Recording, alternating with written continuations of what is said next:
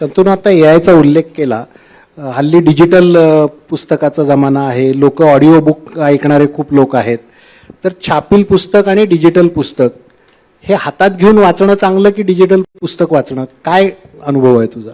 छापीक पुस्तकाचं सुगंध, पानं पलटतानाचा आवाज आणि त्या पुस्तकाचं जसं वय होतं त्याला जशी पिवळ पडते, त्याच्यासाठी काही रिप्लेसमेंट नाहीये. आणि स्क्रीनमधनं ब्लू लाईट म्हणून एक कॉन्सेप्ट आहे, मला माहिती नाही सगळ्यांना माहिती असेल का, पण त्याच्यावरती डोळ्यावरती खूप थकवा येतो.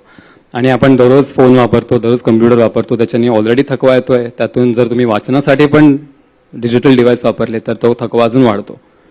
पण तिसरं आणि सर्वात महत्त्वाचं कारण मी सांगेन की तुम्ही वाचक पुस्तकं का वाचावी, छापीक पुस्तकं. तर आपण बऱ्याच वेळेस झोपताना पुस्तकं वाचतो किंवा पडून पुस्तकं वाचतो, आणि तेव्हा जर छापीक पुस्तक तोंडावर पडून थोबाडीत पडली तर ते परवडेल.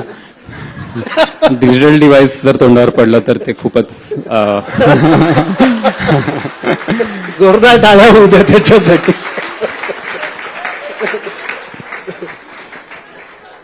शंतनू, मी आता इथं एव्ही मध्ये पाहिलं की गार्डनमध्ये लोक सगळे बसलेत, पुस्तकं वाचतायत.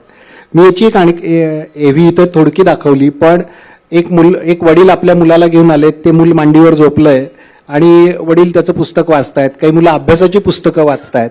तर बागेत लोकांना बोलवायचं आणि पुस्तकात वाचनाचा अनुभव द्यायचा, हे सुचलं कसं नेमकं? कारण वाचन आणि शांतता या खूप निगडीत गोष्टी आहेत असं मला वाटतं, आणि आजच्या काळात तर खूपच निगडीत आहेत. कारण का कॉन्स्टंट काहीतरी नोटिफिकेशन फोनचे किंवा कोणता तरी कॉल किंवा काहीतरी आपल्याला वाटतं असं की महत्वाचं आहे पण खरं महत्वाचं नाहीये, या गोष्टी येतच राहतात.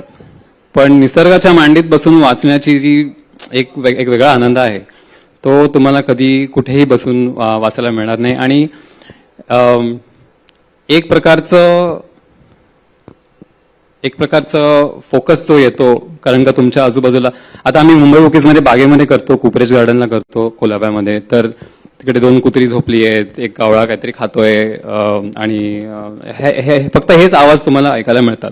आणि मुंबई बुकीजमध्ये आम्ही कधीही असा नियम केलेला नाहीये की तुम्ही स्क्रीन बघायचा नाही किंवा फोन बघायचा नाही, पण कोणीही कधीही काढणार नाही. कारण का ते वातावरण जे आहे ते निसर्गामुळेच निर्माण होऊ शकतं. आणि त्या बागेमध्ये एंटर केल्यावर असं वाटतं की हे खरं मुंबईच आहे का, कारण का ती एवढी शांत जागा असते, आणि हे सगळं वाचकांनीच निर्माण केलेलं आहे. त्यामुळे निसर्ग आणि वाचनाची एक वेगळी रिलेशनशिप आहे, आणि ती त्याचा आम्ही खूप वापर करतो.